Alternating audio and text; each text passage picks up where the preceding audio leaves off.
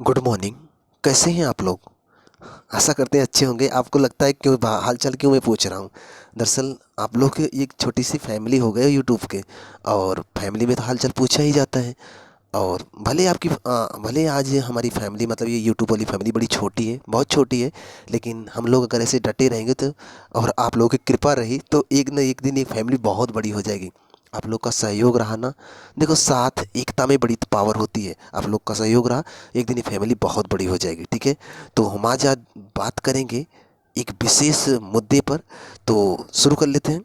देखिए, आप अक्सर सुनते होंगे, जब कोई आपको बिना मतलब का लेक्चर देने लगता है तो आपको गुस्सा लगता है, आप और सीधे क्या बोलते हो? ज़्यादा भाषण मत दीजिए, निकलिए यहाँ से। अक्सर परिवार में सुन लेते होंगे, कभी कभी टीचरों से, कभी कभी आपको भी, आप मुझसे भी आपको लगने लगता है कि ज़रूरत से ज़्यादा मैं भाषण दे रहा हूँ। तो आपको दिमाग में रहता है पता नहीं क्या समझाते रहते हैं। देखो, तो जब कोई ज़रूरत से ज़्यादा आपको समझने का मन नहीं, कोई ज़बरदस्ती समझा रहा होता है ना, तब आपके दिमाग में एक ही आता है, तब आपके दिमाग में एक ही बात आती है, ऐसा करिए, ज़रूरत से ज़्यादा भाषण मत दीजिए, निकलिए यहाँ से। भाषण शब्द आप अक्सर बोल देते हो, भाषण मत दीजिए, शांत रहिए। और स्पीच जिसे बोलते हो कि कौन भाषण देगा, कौन स्पीच देगा, आपके यहाँ पर जब कोई फंक्शन होता होगा तो वहाँ भी इसका उपयोग होता होगा। तो आप भगा देते हो अगर कोई ज़रूरत से ज़्यादा भाषण दे रहा होता है तो। लेकिन अगर किसी के लिए संविधान में व्यवस्था कर दी कि बेटा आपको भाषण देना ही है, और सामने वाला बैठ कर सुनेगा, तब क्या करोगे? तब तो आपको देना ही है, तब तो सामने वाला सुनेगा ही, तब आप भगा भी नहीं सकते हो। तो चलिए हम आपको बताते हैं कि आखिर कौन है जिसे संविधान में भाषण देने का अधिकार दिया गया है। और भाषण को सभी सांसदों और विधायकों को सुनना ही पड़ेगा, मना नहीं कर सकते। और इस बात को ध्यान समझिएगा, अगर आप मेरा वीडियो बराबर देखते होंगे तो एक बात तो आपको क्लियर समझ में आ गई होगी कि मैं फैक्ट से ज़्यादा आपको चीज़ें समझाने की कोशिश करता हूँ। अगर आप समझ जाओगे ना तो आप फैक्ट कहीं भी लिखा पाओगे, आप उसको वो आप अपने दिमाग में बैठ जाएगा।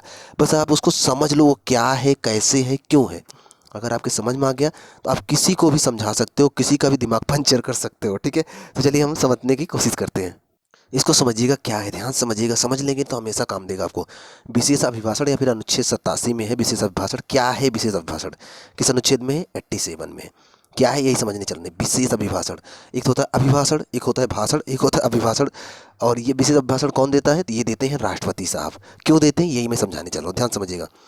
एक बात बताइए, क्या आप संसद का सत्र जानते हो? सत्र किसे कहते हैं? सत्र मतलब होता है संसद की बैठक। आप देखते हो ना, मंत्री, नेता, सांसद लोग संसद भवन में बैठे रहते, चिल्लाते रहते, झगड़ा करते रहते हैं।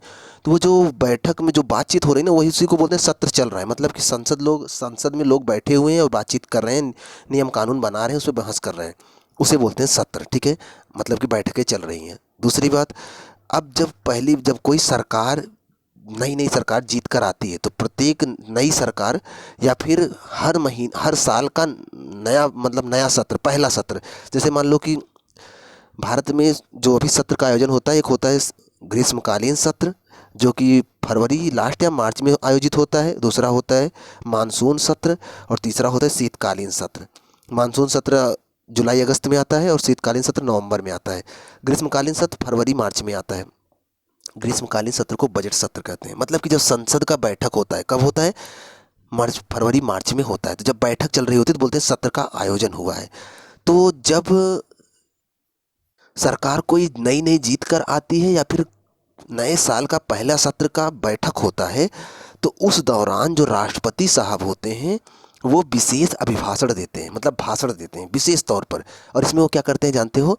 अगर जैसे कि मान लीजिए कि कोई सरकार बहुत दिन से काम कर रही है, तो नए साल के पहले सत्र की बैठक में वो क्या बताएंगे कि हमारी सरकार ने अभी पिछले साल क्या क्या काम की है, उसकी खूबियाँ गिनाएंगे, और ये बताएंगे अगले आने वाले समय में सरकार क्या क्या करेगी।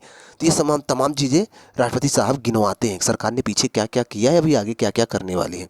अगर सरकार काफ़ी दिनों से अगर काम कर रही है, तो नए सत्र की बैठक में, मतलब जो नए सत्र की बैठक होती है वो होती है फरवरी मार्च में, तो उस बैठक में इस बात को बताएंगे।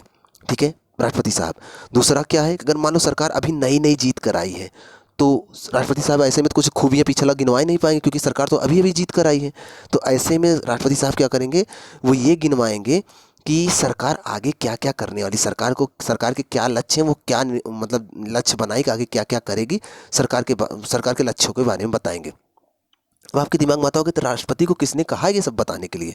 तो ध्यान रखना, जो नई सरकार आती है ना, जो नई सरकार जीत के आती है, उसी में जो मंत्री लोग होते हैं ना, वो एक भाषण तैयार करते हैं, एक बड़ा सा पेज में भाषण तैयार करेंगे और उसमें लिख देंगे और उस भाषण को दे देंगे किसको, राष्ट्रपति साहब को, और बोलेंगे कि लो इसको आपको संसद भवन में बोलना है। संसद भवन मतलब लोकसभा और राज्यसभा में बोलना है। तो वही भाषण राष्ट्रपति साहब कहाँ बोलते हैं, संसद में बोलते हैं। तो जो वो भाषण बोलते हैं ना, उसे बोलते हैं विशेष अभिभाषण। कौन तैयार करता है, मंत्रिपरिषद। दरअसल हमारे मंत्री लोग पढ़े लिखे होते हैं, अंगूठा छाप होते हैं सब। तो सिंपल सी बात है, मंत्री लोग तो बहुत मंत्री नहीं लिख पाएंगे तब, तो मंत्रियों की हेल्प के लिए होते हैं सचिव लोग। सचिव लोग कौन होते हैं, आईएएस रैंक के अधिकारी होते हैं।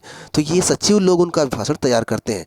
तो अगर कभी आपसे क्वेश्चन बने कि विशेष अभिभाषण कौन देता है, तो सिंपल सी बात है, राष्ट्रपति देता है।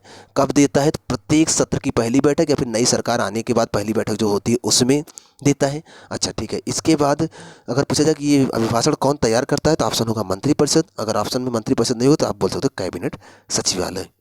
ठीक है, इनका अभिभाषण को यही तैयार करता है। उसके बाद ये क्या करेंगे, लोकसभा और राज्यसभा के सामने प्रस्तुत करेंगे ये विशेष अभिभाषण। अब एक बात समझिएगा, ये जो विशेष अभिभाषण प्रस्तुत करते हैं ना, लोकसभा राज्यसभा की संयुक्त बैठक होती है, उन्हीं में ये नहीं एक बार जाएंगे लोकसभा में बोल के आएंगे फिर जाएंगे राज्यसभा में बोल के आएंगे, ऐसा नहीं है।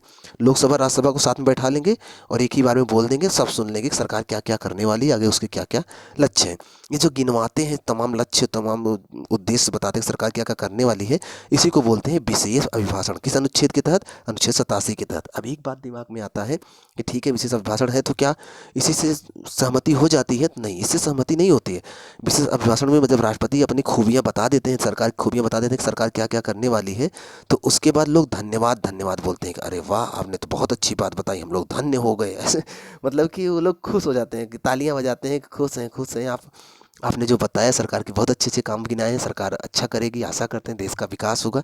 तो वो जो प्रस्तुत होता है उसे बोलते हैं धन्यवाद प्रस्ताव। धन्यवाद प्रस्ताव में केवल धन्यवाद कह के नहीं बैठ जाते हैं, धन्यवाद प्रस्ताव में वोटिंग होती है। जैसे 543 सीटें हैं इस टाइम, 545 था, 2 हटा दिया गया तो 543 सीटें हैं।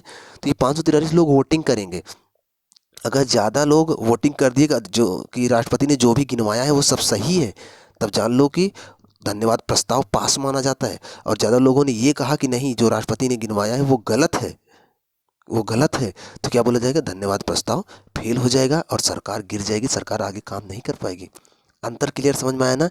पहली बात ध्यान से फिर से सुनिएगा कि प्रत्येक साल के पहले सत्र के बैठक पर, पहले प्रत्येक सत्र के पहले बैठक में या फिर नई सरकार गठन के बाद पहले बैठक में राष्ट्रपति सरकार की खूबियों को गिनवाता है। उन्हीं खूबियों को कौन तैयार करता है, मंत्रिपरिषद या फिर कैबिनेट सचिवालय तैयार करता है। वो मंत्री लोग ही बोलते हैं राष्ट्रपति को पढ़ने के लिए, तो राष्ट्रपति उसे सदन में पढ़ता है, दोनों सदनों के साथ में बैठक बनाकर वो पढ़ते हैं। उसके बाद क्या होता है, उसको पास करने के लिए धन्यवाद प्रस्ताव प्रस्तुत होता है। धन्यवाद प्रस्ताव में वोटिंग होती है। अगर वोटिंग राष्ट्रपति के पक्ष में ज़्यादा हो गया तो धन्यवाद प्रस्ताव पारित मान लिया जाएगा और सरकार आगे काम करती रहेगी। अगर वोटिंग धन्यवाद प्रस्ताव के खिलाफ में हो गया तो धन्यवाद प्रस्ताव फेल हो जाएगा और सरकार गिर जाएगी, मतलब सरकार काम नहीं कर पाएगी और फिर से चुनाव करवाना पड़ेगा। ये बात क्लियर समझ में आया? ठीक है, याद रखना, ये होता है केंद्र के लिए, राष्ट्रपति के माध्यम से होता है। सेम यही स्ट्रक्चर राज्यों में होता है राज्यपाल के लिए। जो आपने यहाँ पर अनुच्छेद देखा है, अनुच्छेद कितना था, एक मिनट, अनुच्छेद 87 है ना। अगर इसी अनुच्छेद 87 में आप 89 प्लस कर दोगे तो कितना आएगा, 9 7 16 8 8 16 17, 176 ना, 9 7 16 8 8 16 17। अनुच्छेद 176 में यही तमाम चीज़ें राज्यों के लिए दिया गया है, वो भी कौन करता है, राज्यपाल करता है। जो काम केंद्र में राष्ट्रपति करते हैं ना, वही काम राज्यों के लिए अनुच्छेद 176 के तहत राज्यपाल करते हैं। अगर आपको केंद्र का अनुच्छेद पता हो ना, तो उसमें आप 89 प्लस कर दोगे तो जो अनुच्छेद आएगा उसी अनुच्छेद के तहत वही काम राज्यों में राज्यपाल करेंगे, जो कि केंद्र में राष्ट्रपति करेगा। वही काम राज्यों में मुख्यमंत्री करेगा, जो कि केंद्र में प्रधानमंत्री करेगा। इसको आप याद रखिएगा, अगर इतना भी याद रखेंगे ना तो बहुत अच्छे से आपको तैयार हो जाएगा। तो आपको आशा करते हैं विशेष अभिभाषण समझ में आया होगा। यहाँ से बड़ा कन्फ्यूजन रहता है, जल्दी समझ में नहीं आता, पहली बात। दूसरी बात, यहाँ से क्वेश्चन भी आते हैं, तो आप कर लोगे, आशा करते हैं। चैनल पर अगर पहली बार आए जरूर सब्सक्राइब कर लीजिएगा। मिलते हैं आपसे नेक्स्ट वीडियो में, तब तक आप पढ़ते रहें, खुश रहें।